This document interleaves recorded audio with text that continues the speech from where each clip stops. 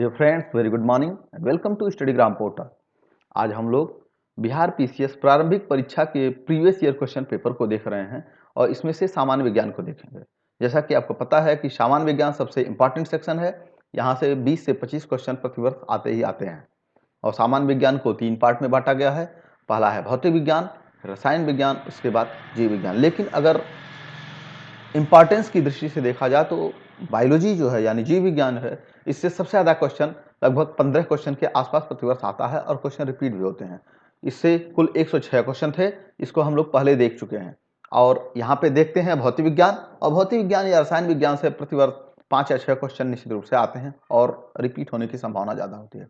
इसीलिए अगर इसको हम देख लें तो हमें 6 में से तो मुझे लगता है कि 4 क्वेश्चन तो हम लोग कर ही लेंगे इसके रिवीजन मार्क्स से। और अगर लूसेंट को पढ़ लिया जाए तो सामान्य विज्ञान बहुत ही बेहतर तरीके से 25 क्वेश्चन में से अगर कहा जाए तो 20 से 22 क्वेश्चन हम कर लेंगे लूसेंट से ही। तो आइए बिना देरी किए हुए हम लोग देखेंगे इनके क्वेश्चन को। सबसे पहले भौतिक विज्ञान, निम्न तत्वों में से किसमें न्यूट्रॉन नहीं होता है? इसमें दिया हुआ है ऑक्सीजन, नाइट्रोजन, हाइड्रोजन, तांबा और उपयुक्त में से कोई नहीं। तो इसका उत्तर होगा हाइड्रोजन।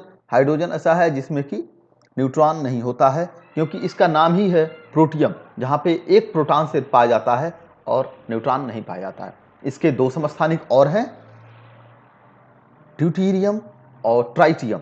ड्यूटेरियम मतलब जिसमें एक न्यूट्रॉन और एक प्रोटॉन, और ट्राइटियम में जिसमें दो न्यूट्रॉन, एक प्रोटॉन और दो न्यूट्रॉन होते हैं। तो इस तरह से जो हाइड्रोजन है, हाइड्रोजन में न्यूट्रॉन नहीं होता है। सेकंड क्वेश्चन, एंगस्ट्रॉम किसकी इकाई है? यानी एंगस्ट्रॉम इकाई है, यह है तरंगदैर्घ्य की। तरंगदैर्घ्य को हमेशा एंगस्ट्रॉम में नापा जाता है और इसका एक एंगस्ट्रॉम जो होता है वो 10⁻⁻10 मीटर के इक्विवेलेंट होता है, यानी 10⁻⁻10 मीटर को एक एंगस्ट्रॉम कहेंगे। और जो वेवलेंथ यानी तरंगदैर्घ्य है वह एंगस्ट्रॉम में नापा जाता है। आवृत्ति को मापा जाता है हर्ट्ज में। आवृत्ति या फ्रीक्वेंसी जो होती है वो हर्ट्ज में नापी जाती है, क्योंकि इसको हेनरिक हर्ट्ज ने खोजा था, इन्हीं के नाम पे होती है। और जो हर्ट्ज होती है वह 1 सेकंड में की गई फ्रीक्वेंसी को ही हर्ट्ज कहते हैं। और एक सामान्य मनुष्य जो होता है वह 20 हर्ट्ज से लेकर 20,000 हर्ट्ज तक की आवृत्ति को सुन सकता है, यानी आवृत्ति की जो ध्वनि होती है उसको हम लोग सुन सकते हैं, जिसको अपश्रव्य तरंग, अगर इससे कम है तो अपश्रव्य तरंग कहेंगे। इससे ज़्यादा 20,000 हर्ट्ज से ज़्यादा फ्रीक्वेंसी है तो इसको पराश्रव्य तरंग कहेंगे, जिसको हम लोग नहीं सुन सकते हैं, लेकिन जो चमगादड़ वगैरह होती हैं वो उसको सुन सकते हैं। घड़ी में प्रयोग होने वाले क्वार्ट्ज के क्रिस्टल होते हैं, किसके बने होते हैं? Sodium silicate, silicon dioxide, germanium oxide, titanium oxide. उपयुक्त में से कोई नहीं, अप्रयुक्त में से। तो ये होता है SiO2 यानी सिलिकॉन डाइऑक्साइड के बने होते हैं जो क्वार्ट्ज क्रिस्टल होते हैं। ये रेडियो में और सब जगहों पे पाए जाते हैं या घड़ियों में उपयोग किए जाते हैं। हर्ट्ज में क्या मापा जाता है? अभी यहाँ पे पूछा हुआ था कि एंगस्ट्रॉम में क्या नापा जाता है, तो एंगस्ट्रॉम में वेवलेंथ नापा जाता है, यानी वेवलेंथ। और हर्ट्ज में फ्रीक्वेंसी नापी जाती है, यानी आवृत्ति का जो मात्रक है वो SI प्रणाली में हर्ट्ज है। इससे पहले ये देखिए क्वेश्चन रिपीट हुआ है। विद्युत शक्ति का इकाई है, तो विद्युत शक्ति का इकाई वाट होता है, यानी हम हमेशा से वाट में नापते हैं। यानी जैसे अगर एग्जाम्पल के तौर पे लें, जो घर में पंखे हैं, कूलर हैं, यानी कोई भी जो हम इंस्ट्रूमेंट यूज करते हैं उसका दिया होता है कि इसकी खपत कितनी है, तो हमेशा वाट में या किलो वाट में या हार्स पावर में दिया होता है। तो विद्युत शक्ति का फार्मूला होता है कार्य बटे समय, यानी कार्य करने की दर को ही विद्युत शक्ति कहते हैं या पावर कहते हैं। एम्पियर जो होता है यह करंट का मात्रक होता है। वोल्ट जो होता है यह एम्पियर जो होता है यह विद्युत धारा का मात्रक होगा। वोल्ट जो होगा विद्युत विभवांतर का होगा और कूलम जो होगा विद्युत धारिता का होगा। दृश्य स्पेक्ट्रम यानी विजुअल स्पेक्ट्रम जो होती है उसकी तरंगदैर्घ्य की सीमा क्या होती है, यानी उसका वेवलेंथ क्या होता है। तो यहाँ पे आंसर जो होगा सीधे सीधे देखिए 1300 एंगस्ट्रॉम, ये तो बहुत ही कम है, नहीं हो सकता है। 3900 एंगस्ट्रॉम से 7600 एंगस्ट्रॉम, 7800 एंगस्ट्रॉम से 8200 एंगस्ट्रॉम और 8500 एंगस्ट्रॉम से 9800 एंगस्ट्रॉम। तो इसको और इसको तो हम निश्चित रूप से हटा सकते हैं, क्योंकि ये बहुत ज़्यादा है।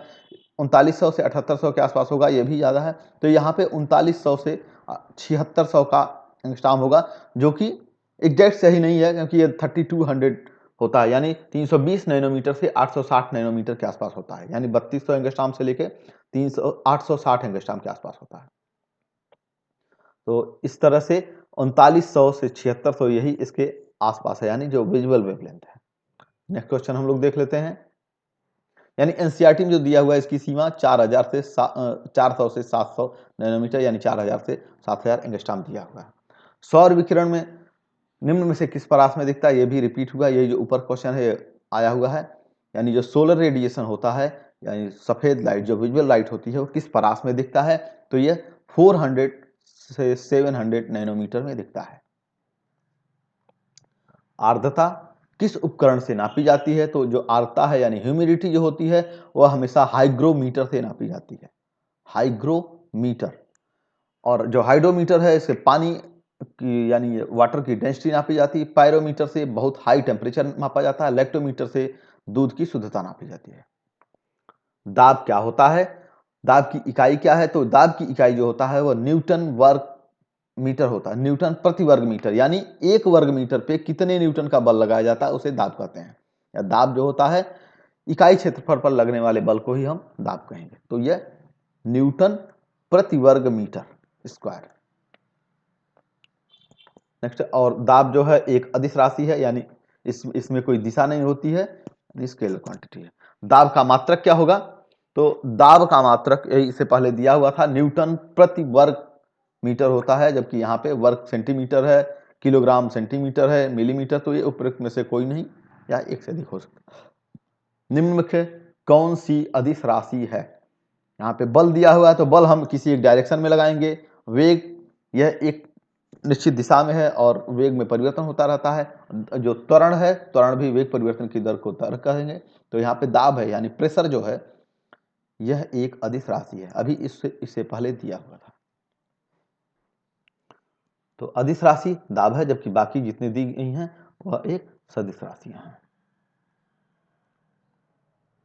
निम्नलिखित में से किस राशि का मात्रक नहीं होता है, तो यहां सीधे सीधे हमें याद कर लेना है, जो विकृति है विकृति की मात्रक नहीं होती है। यहाँ बल का मात्रक होगा, दाब का मात्रक होगा, प्रतिबल का मात्रक होता है, लेकिन विकृति जो होती है, स्ट्रेन जो होती है, इसका मात्रक नहीं होता है। सही कथन चुनिए। लाल प्रकाश का तरंग दैर्ध्य बैंगनी प्रकाश से कम है, लाल प्रकाश का तरंग दैर्ध्य बैंगनी प्रकाश से ज्यादा है, बैंगनी प्रकाश का तरंग दैर्ध्य हरे प्रकाश से ज्यादा है, बैंगनी प्रकाश का तरंग दैर्ध्य पीले प्रकाश से ज्यादा। तो यहाँ पे एक फार्मूला होता है जो विजुअल लाइट है उसको डिसाइड करने के लिए, विबग्योर, VIBGYOR। तो यह होता है वेवलेंथ, यानी जो तरंग दैर्ध्य होता है तरंग दैर्ध्य के बढ़ते हुए क्रम में, यानी वायलेट का तरंग दैर्ध्य सबसे कम होगा, रेड का तरंग दैर्ध्य सबसे ज्यादा होगा, लेकिन जो फ्रीक्वेंसी होगी वह सबसे कम होगी। आर की फ्रीक्वेंसी यानी रेड की फ्रीक्वेंसी सबसे कम, वायलेट की फ्रीक्वेंसी सबसे ज्यादा होगी। तो यहाँ पे पूछा हुआ तरंग दैर्ध्य, तो तरंग दैर्ध्य यहाँ बढ़ते हुए क्रम में है तो वायलेट की कम और रेड की सबसे ज्यादा होगी। तो इस तरह से ऑप्शन होगा लाल प्रकाश का तरंग दैर्ध्य बैंगनी प्रकाश से ज्यादा है। अब ये सी बात है कि आर सबसे लास्ट में है, इसका ज्यादा होगा, और वी पहले है, इसका कम होगा। एक परमाणु के केंद्र का धनावेशित हिस्सा कहलाता है, यानी कह रहा परमाणु का केंद्र जो है वो क्या, यानी जो धनावेशित हिस्सा उसे क्या कहेंगे, तो वह न्यूक्लियस कहलाता है। केंद्र को न्यूक्लियस ही कहते हैं, अगर ये धनावेशित न भी लिखा हो तो यह केंद्र को न्यूक्लियस ही कहेंगे। अब यहाँ पे प्रोटॉन प्लस न्यूट्रॉन होता है, प्रोटॉन पे पॉजिटिव चार्ज होता है, न्यूट्रॉन पे न्यूट्रल चार्ज होता है, इस तरह से ये धनावेशित हिस्सा हो जाएगा। और जो इलेक्ट्रॉन होते हैं नाभिक के चारों तरफ ये चक्कर लगाते रहते हैं। एक ठोस के सीधे गैस में परिवर्तन को क्या कहते हैं, इसको ऊर्ध्वपातन कहेंगे या सब्लिमेशन कहते हैं। जब भी कोई ठोस है, जैसे कपूर है, नैप्थलीन है या क्विनैन होता है, इन सबको अगर सीधे हम रख दें या किसी टेम्परेचर पर रख दें तो यह ठोस से द्रव में नहीं बदलते हैं, जबकि सीधे गैस में बदल जाते हैं। इस प्रक्रिया को हम ऊर्ध्वपातन कहेंगे। तो ऊर्ध्वपातन वह प्रक्रम है जिसके द्वारा ठोस पदार्थ द्रव में परिवर्तित हुए बिना सीधे गैसीय अवस्था में परिवर्तन हो जाता है, इसको क्या कहते हैं, ऊर्ध्वपातन कहेंगे। वाष्पन क्या होता है, वाष्पन में कोई ठोस या कोई जो लिक्विड होता है उसको जब हम गर्म करते हैं तो वह वाष्प में बदलता है, जबकि संघनन क्या है, जो द्रव होता है उसको कंडेंस करते हैं तो वो सॉलिड में बदलने लगता है। या जो गैस होता है, गैस को अगर हम ठंडा कर देते हैं तो वह गैस लिक्विड में बदल जाता है। उबलना सभी लोगों को पता है कि जो लिक्विड होता है वो उबलता है। तो इस तरह से ऊर्ध्वपातन एक ऐसी प्रक्रिया है कि जो किसी ठोस से सीधे गैस में बदल जाती है।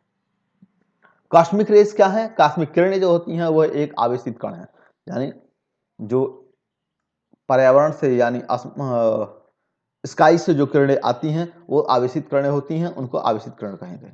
यह चुंबकीय विद्युत चुंबकीय स्पेक्ट्रम का भाग नहीं होता है। यह हाई चार्ज पार्टिकल हैं जो अंतरिक्ष से आती हैं। 2G स्पेक्ट्रम में G का शब्द किसके लिए प्रयुक्त है? तो यह G है जनरेशन, यानी second generation, third generation, fifth generation. जैसे गाड़ियों में भी अभी 5G और 6G आया हुआ है, या फिर मोबाइल में भी है, तो इस तरह से ये जनरेशन होता है। रडार का आविष्कार किसने किया हुआ था? तो रडार का आविष्कार रॉबर्ट वाटसन ने किया हुआ है। इसको ऐसे याद कर लेना है। और रडार का फुल फॉर्म में पूछता है तो रडार जो होता है रेडियो डिटेक्शन एंड रेंजिंग, इसका फुल फॉर्म है radio detection and ranging. Next question हम लोग देख लेते हैं, गार्ड पार्टिकल क्या होता है? तो गार्ड पार्टिकल हिग्स बोसान को कहते हैं। बस इतना हमें जानना है कि हिग्स बोसान को हम लोग गार्ड पार्टिकल कहते हैं। Next question, sir CV Raman को भौतिक का नोबेल पुरस्कार कब प्राप्त हुआ था? तो यह 1930 में प्राप्त हुआ था। जो सीवी रमन थे उनको सबसे पहले 1930 में भौतिकी का नोबेल प्राइज प्राप्त हुआ था। और भारत के जो अन्य लोग हैं जिनको नोबेल पुरस्कार प्राप्त हुआ है उनका नाम है, सबसे पहले रविन्द्रनाथ टैगोर या रविन्द्रनाथ ठाकुर जी को मिला था। उनको साहित्य में गीतांजलि के लिए मिला हुआ है, वो 1913 में मिला हुआ था। हरगोविंद खुराना जी को चिकित्सा में 1968 में मिला हुआ है। और सुब्रमण्यम चंद्रशेखर को फिजिक्स में, यानी एस चंद्रशेखर, इन्हीं को चंद्रशेखर लिमिट भी कहते हैं, भौतिकी में 1933 में मिला हुआ है। और मदर टेरेसा को शांति के लिए 1979 में मिला हुआ। अमर सेन को अर्थात में 1998 में अभी लेटेस्ट मिला हुआ। अमर सेन के बाद किसी भी भारतीय को नोबेल प्राइज नहीं मिला। ओ सॉरी, अमर सेन के बाद नोबेल प्राइज जो मिला हुआ है वह टेलीस्कोप की खोज किस वैज्ञानिक ने की थी? तो टेलीस्कोप की खोज गैलीलियो गैलीली ने की हुई थी। इस सदी की शुरुआत में हवाई जहाज का आविष्कार किसने किया था? तो हवाई जहाज का आविष्कार राइट ब्रदर ने किया हुआ था। बीपीएससी में ज्यादातर जो खोजें हैं इनसे रिलेटेड, आविष्कार से रिलेटेड क्वेश्चन आ रहे हैं फिजिक्स में। और 1 माइक्रोन के बराबर होता है, तो 1 माइक्रोन के बराबर 1/1000 मिलीमीटर के बराबर होता है, यानी 10⁻⁻6 मीटर होता है ये, और इसी को 1 माइक्रोन कहेंगे। 40 डिग्री सेंटीग्रेड पर का मान फारेनहाइट स्केल पे कितना होगा? तो ये होगा 104 डिग्री सेंटीग्रेड। इसका फार्मूला है, जब फारेनहाइट निकालना होगा तो 9/5 C + 32 कर लेंगे, यहाँ पे प्लस होगा। और अगर हमें डिग्री सेंटीग्रेड निकालना है तो 5/9 F32 होगा। तो इस तरह से हम उसको निकाल सकते हैं। क्रोमेटोग्राफी की तकनीक का प्रयोग किसके लिए होता है? तो यह होता है एक मिश्रण से पदार्थों को अलग अलग करने के लिए। क्रोमेटोग्राफी ये कलर से रिलेटेड है, तो यहाँ पे कलर, ये कलरफुल सिस्टम एक होता है, उसमें जो मिश्रण होते हैं अलग अलग कलर के, उनको अलग अलग कर लिया जाता है। लोलक की कालावधि यानी टाइम पीरियड किस पर निर्भर करती है? तो यह हमेशा लंबाई के ऊपर निर्भर करती है। जब लोलक की लंबाई बढ़ जाती है तो उसका टाइम पीरियड बढ़ जाता है, और जब इसकी घट जाती है तो उसका टाइम पीरियड घट जाता है। इस तरह से यह कालावधि जो है लोलक की लंबाई पर निर्भर करता है। नेक्स्ट क्वेश्चन हम लोग देख लेते हैं, बल गुणनफल है, यानी बल का फार्मूला एक तरफ पूछ रहा है, तो बल जो होता है F = ma, यानी द्रव्यमान और त्वरण का गुणनफल होता है। त्वरण ज्ञात करने का सही सूत्र कौन सा है? तो त्वरण ज्ञात करने का सही सूत्र जो है A = v - u/t। यहाँ पे v जो है वह अंतिम स्पीड है, u जो है वह प्रारंभिक स्पीड है, और बटे t, यानी वेग परिवर्तन की दर को ही हम त्वरण कहेंगे। 30वां क्वेश्चन देख लेते हैं, निम्नलिखित में से कौन सी राशि सदिश नहीं है? यानी वह कौन सी राशि है जो सदिश नहीं है? तो यहाँ पे आयतन जो होता है वह सदिश नहीं है, यानी यह एक अदिश राशि है। सदिश या अदिश राशियां कौन सी होती हैं? ऐसी राशियां जिनका निरूपण करने के लिए, जिनको बताने के लिए दिशा की निश्चित रूप से जरूरत होती है वह सदिश होती हैं, और जहाँ पे दिशा की आवश्यकता नहीं होती है वह अदिश होती हैं। यानी आयतन में दिशा की जरूरत कहीं नहीं पड़ती है, इसलिए यह एक अदिश राशि है। सिर्फ और सिर्फ परिमाण बताती है कि इसका आयतन या इसका वॉल्यूम कितना है। नेक्स्ट क्वेश्चन, पदार्थ के संवेग और वेग के अनुपात में कौन सी भौतिक राशि प्राप्त की जा सकती है? तो यह होता है द्रव्यमान। संवेग मतलब p और वेग मीन्स v, यानी p equal to m v upon v. जो संवेग है p equal to m v होता है, और इसको कह रहा है कि वेग के अनुपात यानी अपान वी अगर करेंगे तो वी कट जाएगा, इस तरह से यह संवेग हो जाएगा, यह द्रव्यमान जो होगा मिलेगा। पदार्थ के संवेग और वेग के अनुपात में कौन सी भौतिक राशि प्राप्त होती है? तो कह रहा संवेग मतलब p और वेग यानी p अपान वी अगर हम कर दें तो क्या मिलेगा? तो p equal to m v होगा, अपान वी कट जाएगा, इस तरह से यह द्रव्यमान हमें मिल जाएगा। तो इसका ऑप्शन होगा सी। 1 किलोमीटर दूरी का तात्पर्य क्या है? तो 1 किलोमीटर में कुल 1000 मीटर होता है, यह सभी लोगों को पता है। ये बहुत ही सिंपल क्वेश्चन है। नेक्स्ट क्वेश्चन हम लोग देख लेते हैं। एक पिकोग्राम के बराबर क्या होता है? तो एक पिकोग्राम के बराबर 10 टू पावर माइनस 12 ग्राम होता है। एक पिकोग्राम में 10 टू पावर माइनस 12 ग्राम होता है। आप एक लिफ्ट में खड़े हैं और लिफ्ट के फर्श पर आपके भार द्वारा जो बल लग रहा है वह क्या होगा? तो वह लिफ्ट अगर 9.8 मीटर पर सेकंड के त्वरण से एक्सेलरेशन से नीचे जा रही है तो उस समय जो भार लगेगा वह 0 लगेगा, क्योंकि जो गुरुत्वीय त्वरण है वह 9.8 मीटर पर सेकंड स्क्वायर होता है। इस तरह से अगर उसी स्पीड से लिफ्ट नीचे जाएगी तो उस पर हमारा कोई बल नहीं लगेगा। समझ लीजिए हम हवा में हैं, उस तरह से। वायु में ध्वनि की तरंग होती है, तो वायु में जो ध्वनि की तरंग होती है वह अनुदैर्ध्य तरंग होती है, जबकि जो प्रकाश तरंग होती है वह अनुप्रस्थ तरंग होती है। आप अगर एक्सप्लेनेशन देखें, ध्वनि तरंगों को यांत्रिक तरंगें कहेंगे, क्योंकि उनके संचरण के लिए कोई न कोई माध्यम की आवश्यकता होती है। ध्वनि कभी भी निर्वात में नहीं चल सकता है, तो ठोस, द्रव या गैस निश्चित रूप से चाहिए ध्वनि को एक जगह से दूसरे जगह जाने के लिए। इसीलिए यह जो होता है यह अनुदैर्ध्य तरंग होती है। इसमें जो घटक, जो माध्यम होते हैं, माध्यम के जो पार्टिकल होते हैं, वह तरंग की जो गति होती है उसी के साथ साथ दोलन करते रहते हैं। विद्युत शक्ति की इकाई क्या है? विद्युत शक्ति की इकाई वाट होता है। यह क्वेश्चन पहले रिपीट हो चुका है। तो वाट, किलोवाट या हॉर्स पावर में शक्ति को नापा जाता है। नेक्स्ट क्वेश्चन हम लोग देख लेते हैं। टरबाइन एवं डायनमो से बिजली प्राप्त करने के में किस ऊर्जा को विद्युत ऊर्जा में परिवर्तन करता है? तो टरबाइन जो है वह डायनमो को क्या करता है? वह मैकेनिकल ऊर्जा को विद्युत ऊर्जा में कन्वर्ट करता है। जो डायनमो होता है और डायनमो को हम मैकेनिकल यानी बाहर से एनर्जी देकर उसको घुमाते हैं, फिर उसमें से विद्युत ऊर्जा प्राप्त होती है। 100 वाट का बिजली का बल्ब यदि 10 घंटे जले तो उसका बिजली का खर्च क्या होगा? तो 100 वाट का 10 अगर इसमें हम गुणा कर दें तो 1000 वाट होगा। तो 1000 वाट इक्वल टू 1 यूनिट होता है, तो वह 1 यूनिट बिजली खर्च होगी। 1000 वाट बिजली का बल्ब ये 10 घंटे जले तो बिजली का खर्च कितना होगा? तो यह 1 यूनिट होगा। जैसे 100 वाट का बल्ब 10 घंटे जले तो 1 इकाई बिजली खर्च होगी। जैसे 100 into 10 hour equal to 1000 watt hour, इसलिए इसको 1 यूनिट कहेंगे। सामान्य शुष्क सेल में विद्युत अपघट्य क्या होता है? जो सेल है, जो यानी बैटरी लगती है किसी रेडियो में या किसी में, उसमें क्या होता है? जो इलेक्ट्रोलाइट क्या भरा होता है? तो उसमें अमोनियम क्लोराइड NH4Cl भरा होता है। डायनमो क्या करता है? तो डायनमो जो है यांत्रिक ऊर्जा को वैद्युत ऊर्जा में परिवर्तित करता है।